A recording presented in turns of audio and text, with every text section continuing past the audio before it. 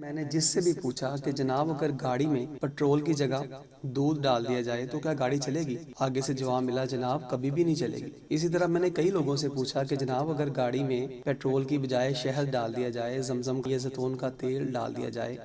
تو کیا گاڑی چلے گی؟ تو سبھی کا ایک ہی جواب ہوتا، جناب آپ بیوقوف ہیں، جہالت والی باتیں کرتے ہیں، ایسا ممکن ہی نہیں۔ یہاں تک تو بات درست ہے، مگر مجھے حیرت اس بات پر ہوتی ہے کہ نسل مسلم آج کس طرح کی تیار ہو چکی ہے کہ دنیاوی معاملات کو خوب سمجھتی ہے کہ کیا درست ہے کیا درست نہیں ہے، مگر کسی کو یہ پتہ ہی نہیں کہ یار جس طرح گاڑی پیٹرول کے بغیر نہیں چل سکتی، اسی طرح مسلمان اپنے نظام رحمت یعنی شریعت مصطفیٰ صلی اللہ علیہ وآلہ وسلم کے بغیر کیسے سکون، راحت اور اطمینان پا سکتے ہیں۔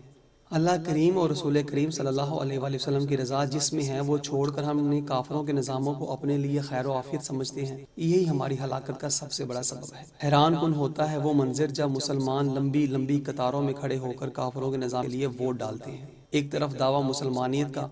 اس یقین کے ساتھ کہ ہمارے پیارے نبی صلی اللہ علیہ وآلہ وسلم رحمت للعالمین ہیں، اور دوسری طرف کھلی اور واضح منافقت کرتے ہوئے دکھائی دیتے ہیں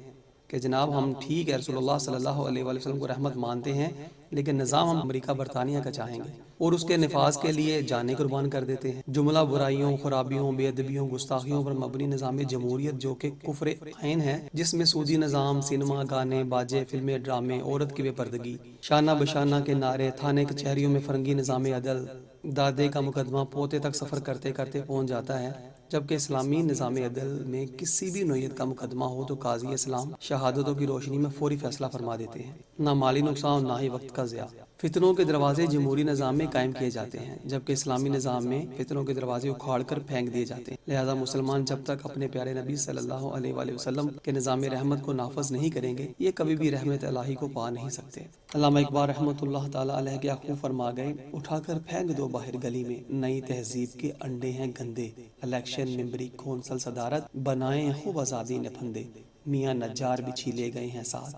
نہایت تیز ہیں یورپ کے رندے۔ پھر ایک اور جگہ فرماتے ہیں، جمہوریت ایک طرز حکومت ہے جس میں بندوں کو گنا جاتا ہے، بولا نہیں جاتا۔ پاکستان اگر نظام اسلام کے نفاذ کے لیے بنایا گیا ہوتا تو روز اول سے ہی یہاں شریعت مصطفیٰ نافذ ہوتی، مگر مسلمان آج فرنگی نظام تعلیم کے جال میں کچھ اس طرح سے الجھ کر رہ گئے ہیں کہ وہ اس روشن حقیقت کو سمجھ ہی نہیں پا رہے۔ یقیناً یہ بات تو سچ ہے کہ پاکستان اسلام کے نام پر بنایا گیا اور آج 73 سال ہو چکے، ہماری عدلیہ آزاد، نیوی، فضائیہ، فوج، پولیس، رینجرز، الغرض جملہ تمام ادارے آزاد، پھر کیا وجہ ہے کہ پاکستان میں بھی 100% مسلمان ہونے کے باوجود ہم سب کلمہ جن کا پڑھتے ہیں ان کا نظام نافذ نہیں کر سکے؟